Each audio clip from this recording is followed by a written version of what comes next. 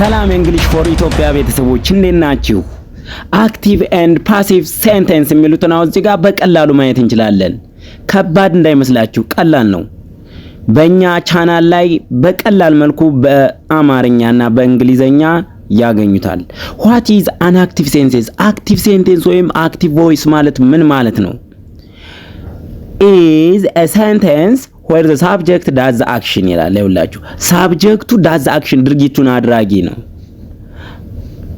እዚህ ጋር ስታው ምንድነው active sentence ማለት ሳብጀክቱ ወይም ርዕሱ ዋናው ባለቤት አድራጊው የሴንቴንሱ ባለቤት ድርጊቱን ፈጻሚው ራሱ የሚፈጽም ነው።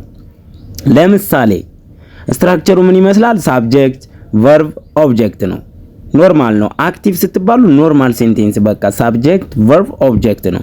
ዳይሬክት ሴንቴንስ በሴንቴንስ ነው። she writes a letter እዚህ ጋር እሷ ደብዳቤ ትጽፋለች። እሷ ማነች?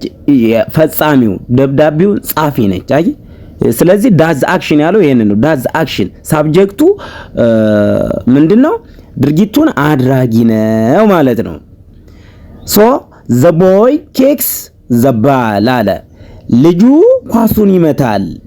ልጁ ኳሱን ይመታል። the clean the room እነሱ ክፍሉን ያጸዳሉ። the boy ሺ የሚሉት እነኚህ ሳብጀክቶቹ ምንድናቸው? አክሽኑን ፈጻሚዎች ናቸው ማለት ነው።